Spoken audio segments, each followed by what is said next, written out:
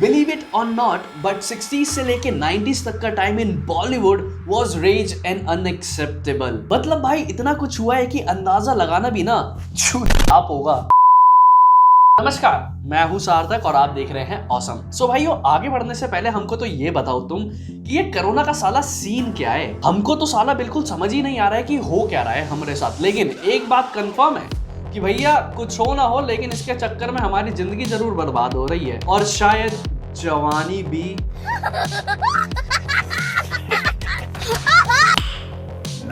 Moving ahead with our review on Ranjish Hi सही, जिसका story plot follow कर रहा है once upon a time in Mahesh Bhatt's life with Parveen Babi's twist.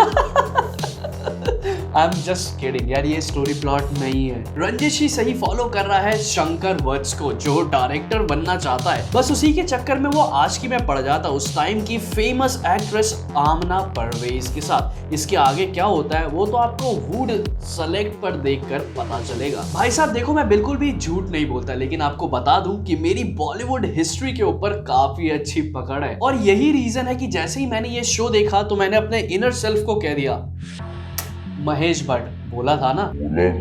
Trust me here, Mahesh Bhatt ने अपनी फुल लाइफ का रेफरेंस दिया है इस शो में। And we all know Mahesh Bhatt controversies के किंग है, बीट फिर वो परवीन बाबी हो या आलिया भट्ट हो। रंजिश ही सही टोटली महेश भट्ट और परवीन बाबी के लाइफ और लव स्टोरी को रिफ्लेक्ट कर रहा है। और शो में जितनी भी हमें ट्विस्ट एंड टर्न्स या ट्रेजेडीज दिखाई गई है वो totally control plus control V किया गया है। It is fully same. There are also so many inside of Bollywood in this show. Ranjish Hi सही को कंसाइज रखते हुए शो के जितने भी कैरेक्टर्स हैं उनको हमें एक्सप्लोर करने का मौका मिलता है। And the best part is dialogue. I think this is the only reason जो आपको हुक करके रखेगा, क्योंकि जब स्टोरी धीरे धीरे इवॉल्व होना शुरू होती है तो वो थोड़ी सी प्रेडिक्टेबल भी होने लगती है। और जो इसका एंड है उसे तो आई गेस आप लोग बहुत ही प्यार से गेस कर सकते हो। Without giving you any spoilers, I want to let you know कि रंजिश ही सही डायरेक्टली स्टोरी के अंदर डाइव नहीं करता है। वो थोड़ा सा टाइम लेता है। आई गेस थोड़ा सा बोलना गलत होगा क्योंकि थोड़े से ज्यादा लेता है।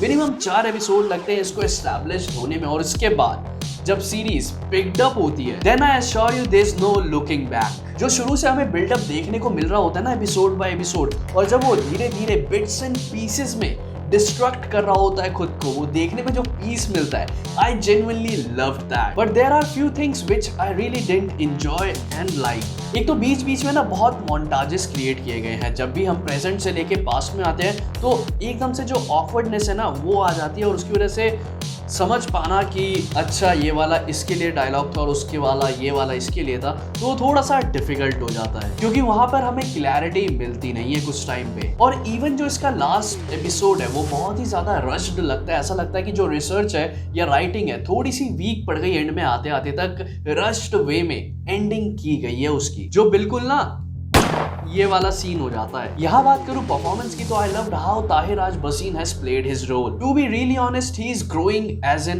Actor and I see lot of potential in him. And also trust me here, Amrita Puri grabbed my eyes whenever she came on the screen. The way she has showed her broken side and pain, it really made me connect with her, which was really fantastic. Moving ahead with Amla Paul, I will just say जिस dignity और madness के साथ उन्होंने अपने character को portray किया है ना, That was totally crazy. Talking about direction, it wasn't bad. यहाँ पे बहुत सारे ऐसे शॉट्स हैं जिन्हें अमेजिंगली शूट किया गया है, लेकिन सबसे बड़ी प्रॉब्लम है यहाँ पे कैरेक्टर्स के लुक में, जो कि कभी कभी ऐसा लग रहा था कि ओल्ड नहीं दिख रहे हैं या जो उन्होंने पहना वो उन पे सूट नहीं कर रहा है। इवन दो जहाँ पर CGI भी इंटीग्रेट किया गया है वो सीन्स भी उतने टॉप नॉच नहीं है। At the end I will just say Ranjish Hi Sahi is the wholesome depiction of Mahesh Bhatt and Parveen Babi's X Factor. If it is triggering you, then watch it ASAP. And by noticing all that, I am going to say Ranjish ही सही is ठीक ठाक है, देख ले यार।